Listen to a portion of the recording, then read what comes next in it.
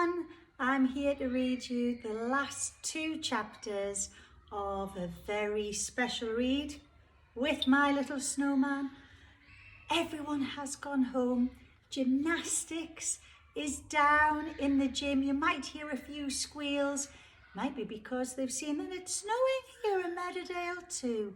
It's lovely. I feel all cosy and warm by your beautiful tree with all of your wishes upon, which will be going home tomorrow.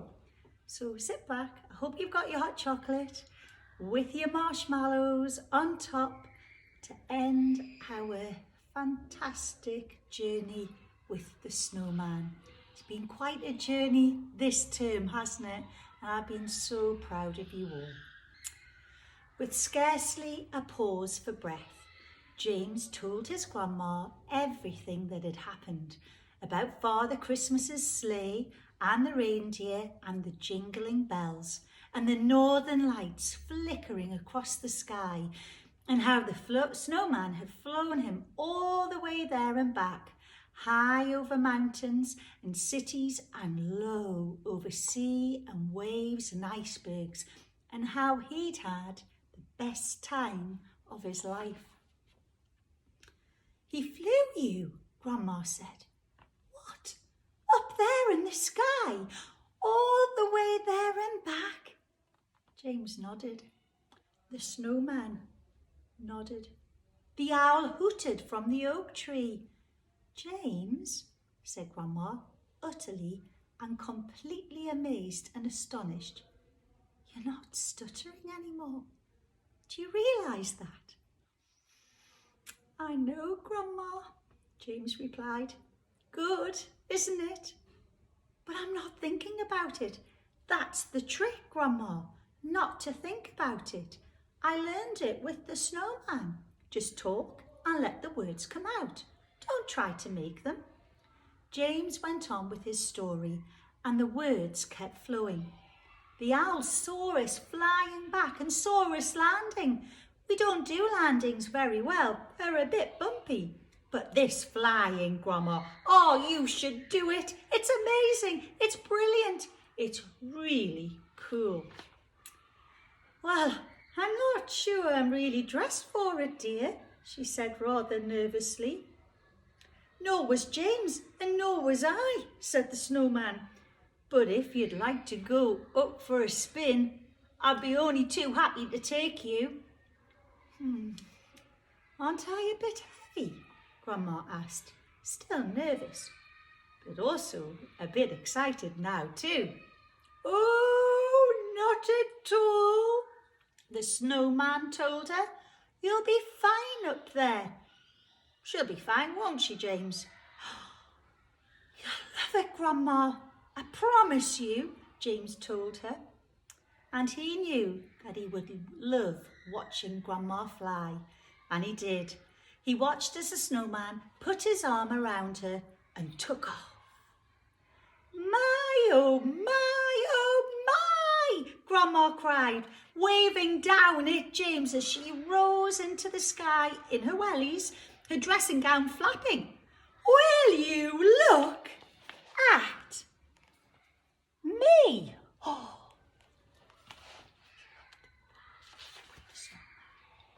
James was looking at her all right, and what a sight it was. Grandma and the snowman flew down along the river and away into the distance over the moors till James could hardly see them. He wondered if his snowman was going to fly her all the way to see the northern lights at the North Pole, but soon they had circled round and were coming back towards him. They landed just as James was hoping they would, bouncing and bumping along in the snow and rolling over and over. Ooh. Seeing Grandma somersaulting in her dressing gown and jim jams and wellies was the best, the absolute best. He ran over to them. They were both breathless and laughing with it all.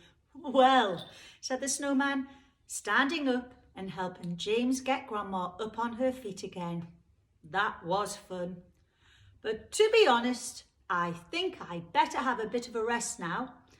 I'm rather tired. After all that flying about, I sleep standing up, you know. All snowmen do. So back they all went to where James had first built his snowman. James and Grandma patted him all over where bits of snow had fallen away. "You're missing another of your Brussels sprout buttons," James told him. "I'll bring you one out in the morning," said Grandma, "and thank you for my wonderful ride. Oh, it was the ride of a lifetime." "Mine was too," James said. "Sleep well, Mr. Snowman." And they went away and left him. But James didn't want to go quite yet. He turned and ran back to his snowman, threw his arms around him and hugged him and hugged him. It was a hug he wanted to last forever. Oh, it's a gorgeous hug. "I think you gave me my voice," he told the snowman. "I can talk like other people now." "So can I," said the snowman. "So you gave me my voice too." "See you in the morning, James," he went on. "Off you go now. It's Christmas Day, you know. The sun will be up soon. You get some sleep and have the best time this Christmas, James." "Happy Christmas, Mr. Snowman," James said, and off he ran to catch up with Grandma, stopping to wave to his snowman from time to time, and each time the snowman waved back. Then, with one last wave, one last look at his snowman, he was through the door and climbing the stairs to his bedroom. It had been a long, long night. Grandma snuggled him down and told him that thanks to him and his snowman, this was already by far the best Christmas she'd ever had or was ever likely to have. "Same for me, Grandma," James said, and he was fast asleep before he knew it. Chapter 15.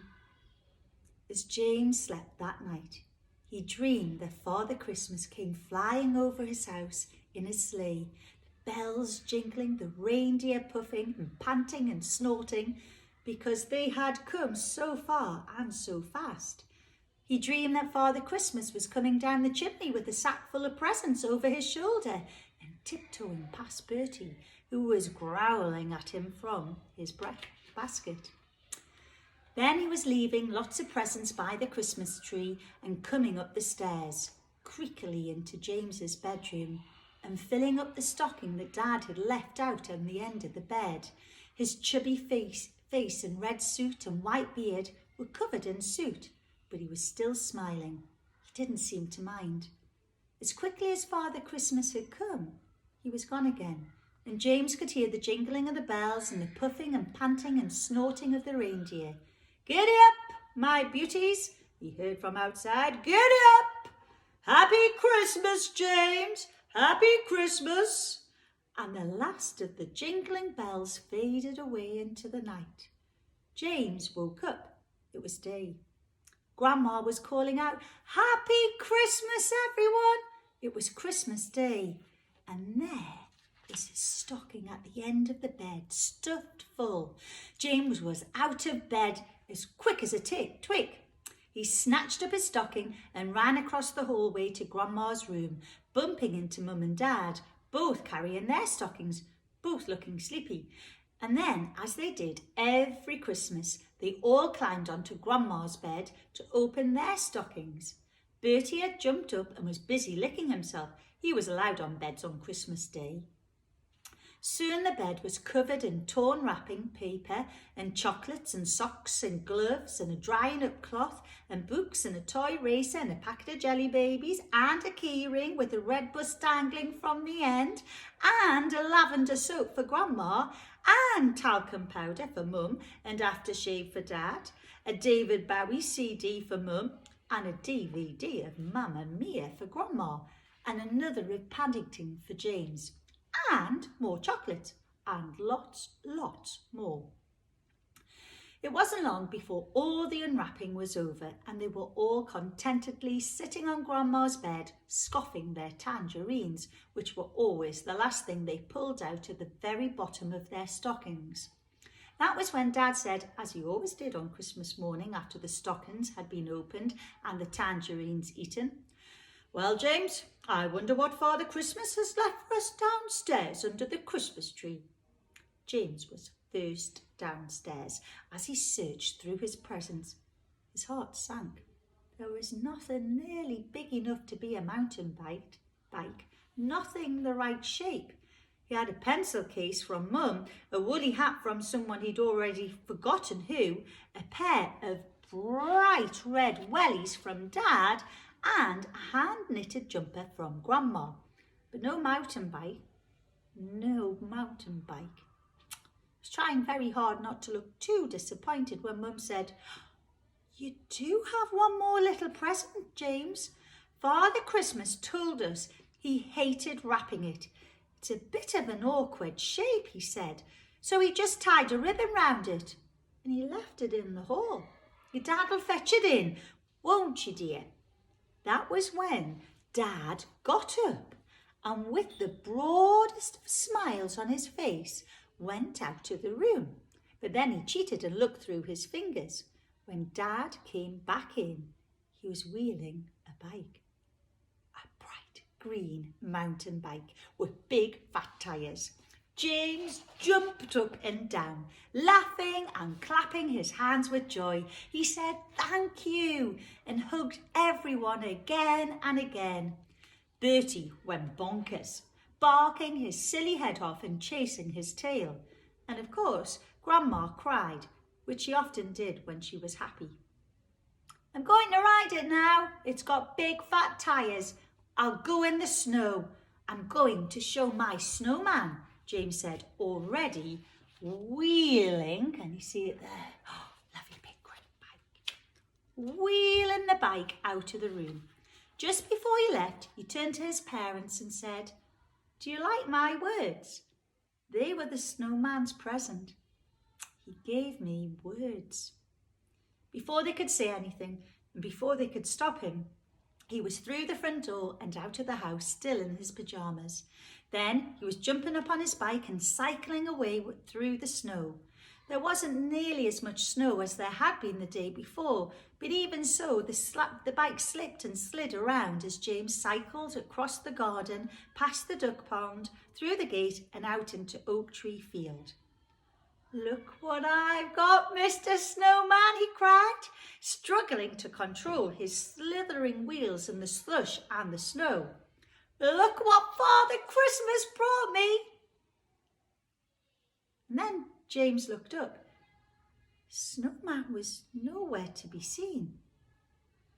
He looked all around. He was gone. The snowman had gone.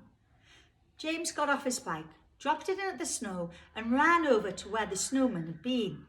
All that was left was a pile of snow, a couple of Brussels sprouts, a tangerine, 2 apples, the green scarf and Dad's old hat. James ran out into the field, calling and calling for him. "Come back, Mr. Snowman, come back. I need you, Mr. Snowman. I want to show you my bike. Please, come back, come back." He listened for an answer, but there was none. Only the crows cawing from him above him, only the ducks quacking from the pond. James had lost his best friend, and suddenly he felt all alone in the world. Didn't cry. He was too sad even for that. Then Grandma was beside him, her arm around him. "He'll be back, James," she said. "The next time it snows, you can make him all over again, so you haven't lost him. He's just gone away for a while, that's all. Didn't he give us a good time, James? Didn't he give us the best time ever? You won't forget. I won't forget. He won't forget. He'll be back next Christmas, probably, maybe before. Whenever the snow comes again, And the snow always comes again, doesn't it? So he will too. You'll see.